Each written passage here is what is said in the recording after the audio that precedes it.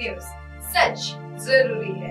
नमस्कार दर्शकों, आप देख रहे हैं मैंने न्यूज टीवी और मैं हूं आपके साथ श्रद्धा तिवारी। तो आइए देखते हैं दुर्ग छत्तीसगढ़ से आई हुई रिपोर्टर रोहिता सिंह भोपाल की खास। दुर्ग नगरीय निकाय क्षेत्र में चुनावी महापर्व की मची धूम। दुर्ग डबल इंजन की सरकार फेल है, हम शहर सरकार बनाएंगे दीपक बेंच। दुर्ग समाज सेवी सत्येंद्र राजपूत द्वारा एक अच्छी बात। तो आइए देखते हैं खबरें विस्तार से। नगरीय निकाय क्षेत्र में चुनावी महापर्व की मची धूम। दुर्ग नगरीय निकाय चुनाव में वार्डों में त्योहार का माहौल नजर आने लगा है। वार्डवासी बड़े जोश में नजर आ रहे हैं। इस बार नगरीय निकाय चुनाव में शहर सरकार बनाने को लेकर बड़ी जोर शोर से पार्टी प्रत्याशियों के साथ साथ मतदाता भी शहर के वार्डों में अपने प्रत्याशियों के साथ माहौल बना रहे हैं।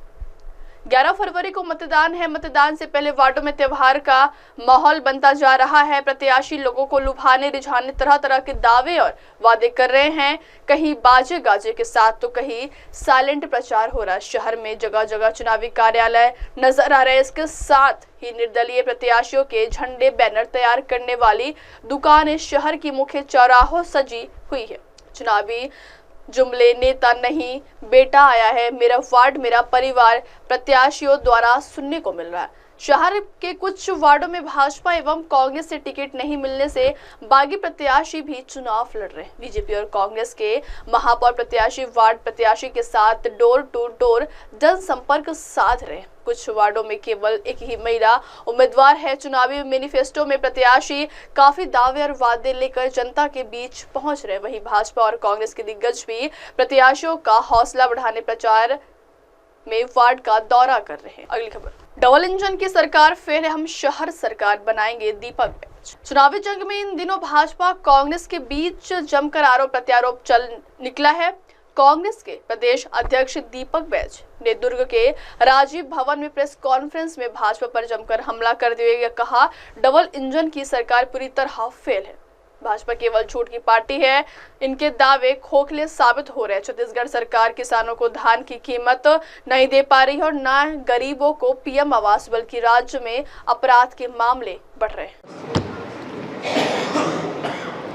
उनसे जरा ये पूछ लीजिए आप कि एक साल में नगरीय निकाय क्षेत्रों में प्रधानमंत्री आवास बना कि नहीं बना। मेरा सिंपल सा सवाल, बड़ा दावा करते थे 18 लाख हम आवास देंगे, नगरीय निकाय क्षेत्र में एक आवास भी मिला कि नहीं मिला, जरा ये तो स्पष्ट कर ले। पहली चीज़। दूसरी चीज़, नगरीय निकाय क्षेत्रों में एक साल में उन्होंने कुछ भी काम नहीं किया, 1 रुपये काम नहीं किया। नगरीय निकाय छोड़िए, पंचायतों में भी दोनों को 1 रुपये का काम भी नहीं हुआ। लेकिन हमारी सरकार 5 साल की सरकार में जो काम हुआ है वो काम ये 5 साल नहीं 10 साल की सरकार में भी नहीं कर पाएंगे। लेकिन अपनी नाकामी को छुपाने के लिए दूसरे पर आरोप लगाना भारतीय जनता पार्टी से सीखना चाहिए। अगर दुर्ग निकाय की अगर बात की जाए तो 5 साल वर्सेस 1 साल, विजय शर्मा जी का कहना ये था कि 250 करोड़ रुपए यहाँ पर लेके आए दुर्ग शहर के विधायक। देखिए, विजय शर्मा जी को न दुर्ग का समझ में आता है न प्रदेश का समझ में आता है। अभी तक अपने जिले कवर्धा नहीं समझ पाए हैं।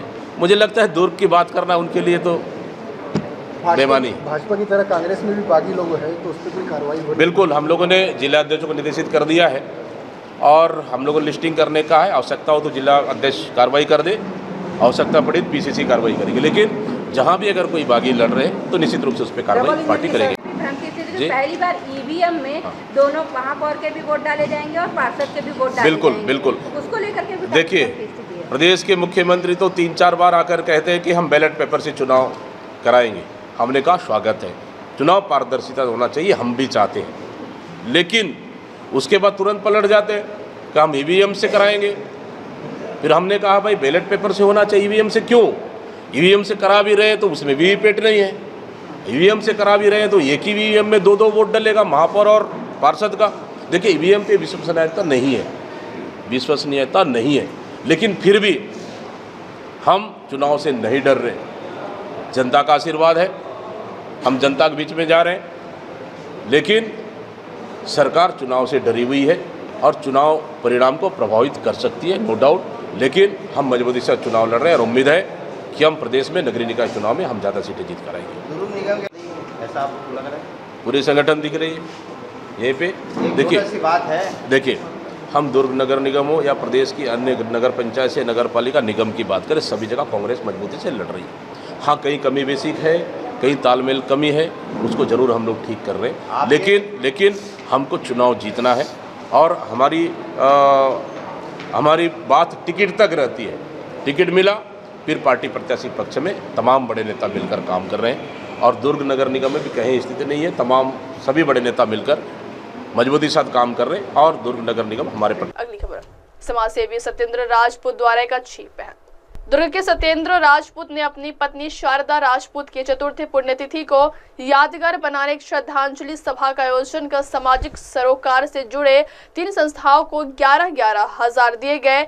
पर्यावरण संरक्षण को बढ़ावा देने गमले में लगे फलदार नींबू के पौधे भी सभी उपस्थित जनों को दिया गया। परिवार के सभी सदस्यों ने जिला अस्पताल में पहुंचकर रक्तदान भी किए। साथ ही शारदा राजपूत के जीवन वृत्तांत और उनके सहयोगी भावना के योगदान को याद किया। अब वक्त हो चला दर्शकों ब्रेक से लौटने के बाद देखिएगा देश और दुनिया की तमाम बड़ी खबरें। बने रहिए एमएनएस न्यूज टीवी पर। नमस्कार। Hi, this is Abhijeet Sawant and you are watching MNS news. आप देख रहे हैं एमएनएस न्यूज, सच